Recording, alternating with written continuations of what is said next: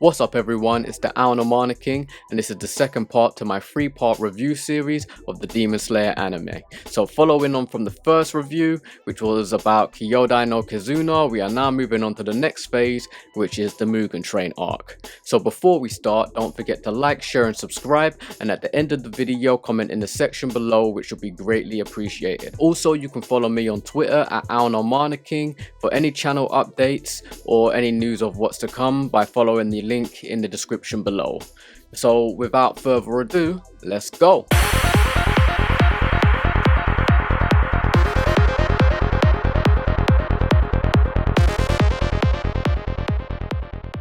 So welcome back everyone. We're going to start off with a little overview of what the Mugen Train arc is about, and we'll go on from there. So the Mugen Train arc is about people disappearing on the train. So Rengoku is sent to investigate it, and then you got Tanjiro, Nezuko, Zenitsu, and Inosuke. They've all joined together to investigate as well what's happening, and then obviously the train is taken over by demons. So obviously throughout the story, you know, you got this certain demon that's actually taken over the train, and you get to see a few different feats of like certain characters like Zenitsu, especially Nezuko, you know what I mean, slashing through the train. Also, I do know that they did actually have the movie of the Mugen Train as well. However, I will say that it would be good for you to watch the series because there's details in there that they missed out of the movie, even though the movie is canon. So, with all that information in mind, let's get onto the visuals. Once again, Studio Ufotable have not ceased to amaze me. You know, quality visuals, quality artwork, background scenery, you know, the moves displayed from the main characters, the rest of the team like Tanjiro, Nezuko, Zenitsu, Inosuke, you know, even Rengoku. Then you got people like Akaza hitting with like some really good visuals, like good fight scenes. Then I can't even remember the name of the other guy that takes over the train with all the, you know, like the muscles in the train and that, you know, but the visuals are pretty cool, you know what I mean? And I really enjoyed it. I was like surprised, like, right, they done well, you know, they're keeping up, you know, so it was really good, you know. I will say, honestly, watching the Mugen Train arc as a series compared to the movie when it came out, I enjoyed it more as a series. The visuals felt like more, it felt better. It felt like it was like, you know, you had the right moments, you know, they got the visuals right, they paced it right as well, even cut off each episode at the right moment. However, there was also a lot more details, you know, within it, you know, certain like things that you didn't see in the movie, like visual wise, like characters, you know, fighting styles and that, which was good. So it does open your eyes. Also, you get to see some amazing feats from Nezuko, you know what I mean, like when she's moving through the train and fighting, you know, trying to protect the people, and it looks brilliant visual wise, it looks brilliant, you know what I mean. Then you got Zenitsu with his one move of that form, I think it was, is it first form? Yeah, I think it's first form, and he does the breathing and he moves through and then like cuts through like lightning.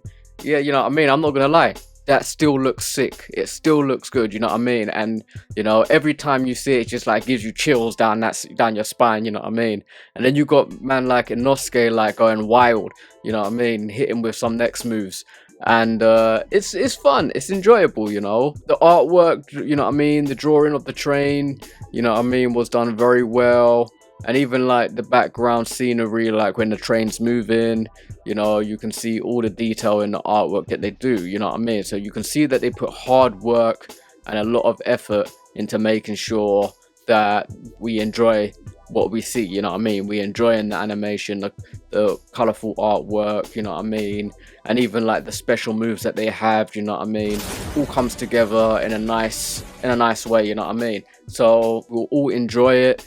You know, those visuals that capture the eye, and it makes you appreciate it. It just makes you appreciate it. They, you know, there's not much that I can actually really say that like what I said in the first video, but I'm just still highly impressed. They still moving up, and they still, you know, making quality work. So we have to give, like I said in the first video, another big up to them for that, because the artwork was quality, and you know, to be honest, it was just amazing. You know what I mean? You don't these days, you don't see a lot of anime that have those type of visuals, you know. Don't get me wrong, I do like the old school style of like drawings, you know what I mean, that's put in like animation, or even like in the mangas and that, you know, like the old school style. However, because obviously we are in a new age, and a lot of people haven't grown in the old age. There's a lot of manga old school heads that love the old school manga, but you know what I mean, in the new age, you know, it's becoming more popular when it's more updated versions, more updated styles, you know what I mean. Even like watching anime in like HD, and like the drawing has to be, you know, on par, you know, the animation has to be on par, you know. So we're in different times.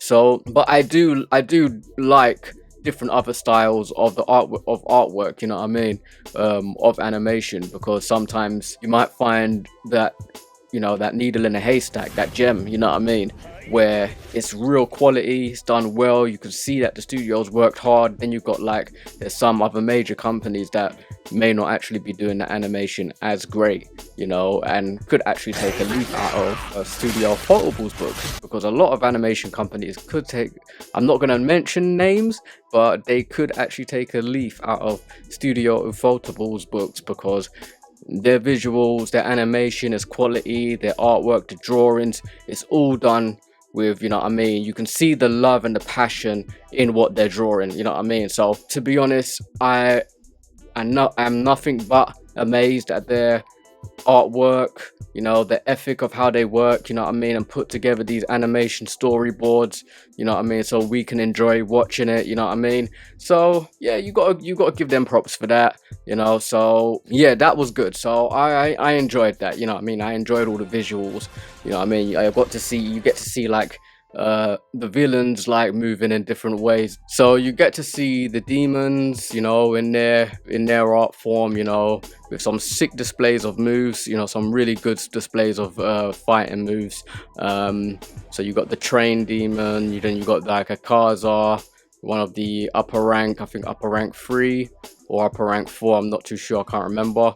But you know, you get to see some really good displays, and you get to see a really good cool fight scene between Akaza and Rengoku, which is really brilliant. The visuals on that, the moves, and you know, just like even the story, you know, the emotion as well that's brought into it is brilliant. And you know, you feel it in a way like, it's like, oh, this is cool, man, you know, this is cool. You're getting excited off the edge of your chair, you know what I mean, and you're like, yeah, you know what, I'm enjoying this was really good.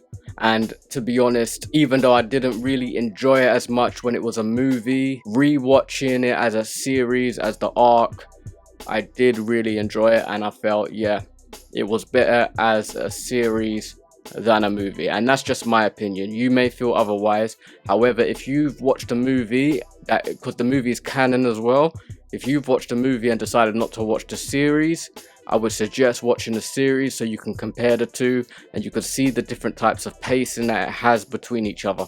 Because when it's paced very well within the series, so it makes you want to continue watching each other episode. But when you watch the movie, to be honest, for some reason, I felt a little disappointed as a movie, you know what I mean? But when rewatching it as the series, like I said, there was a few more details in there that were covered. So, story. The story of the Mugen Train arc was alright. It wasn't too bad.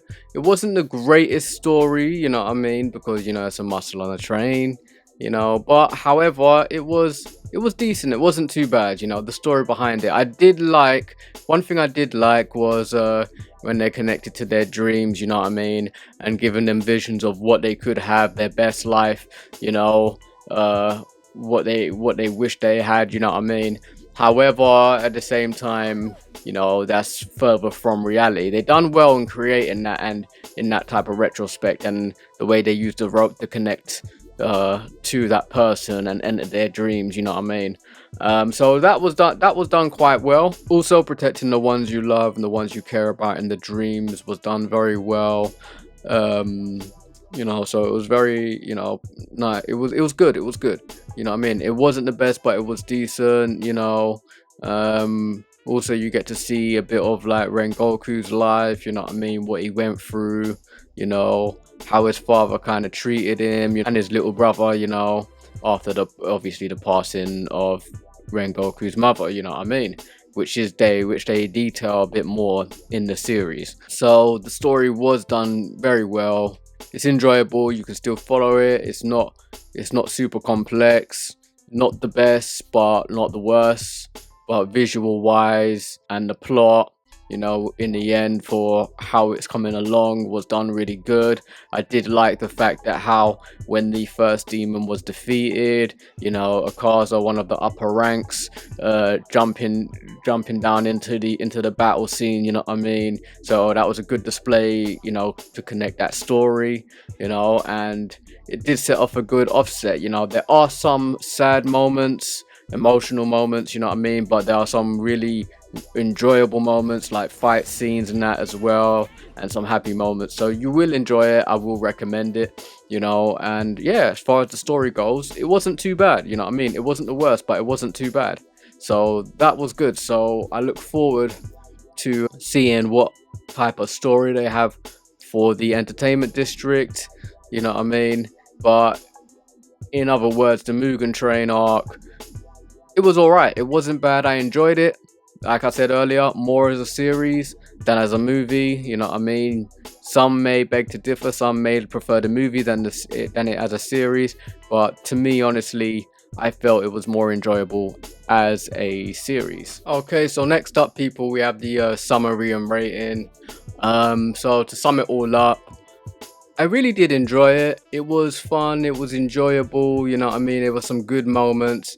However, there were some parts that was lacking in the story. You know what I mean? Which, like I said, the movie kind of made that lack even more. But the series, with the little minor extra details that was put in, it kind of gave it that extra grasp and made it more enjoyable. You know, I would recommend that you watch both so you can compare and have your own comparison and decide for yourself, and so on. So let's move on to the rating. If I was to rate this, even though I enjoyed the first season a bit more, I'll be honest, the first season I enjoyed that a lot more. However, they did still do very well with this Mugen Train arc. You know, especially visually wise, you can see that they've actually gotten better with the animation as well, you know, so they're moving up, they're progressing. So if I was to give a rating out of this, I'd probably give an 8.5 out of 10, and that's because you can see the progression in which the artwork is displayed and that. And although it lacked a little bit in the story, there was some really good parts to the story as well, and some very good sad emotional moments, and to be honest, I really enjoyed it as a series. So that's why I give it 8.5 more over the first season, even though the first season I did like more, if I was to be honest, quality wise and visuals, because they're upgrading, you know what I mean, they're doing better, their animation style, and like certain characters involvements and certain characters that are introduced. I have to give it an 8.5 on that because I really did enjoy it like that. So yeah, that's my summary and rating. So that's the end of the video for the Mugen Train, which is the second part of my review series. And then next up we will have the Entertainment District, which will be the third part to my 3-part review series on the Demon Slayer anime, which is also the second part of season 2. So I hope you enjoy that when that's released, and I really hope you've enjoyed this video too. Also, don't forget to like, share and subscribe, and comment in the section below. And you can also follow me on Twitter at @AlNormanaKing for any channel updates or news to come on the channel and going ahead further. So until next time, peace.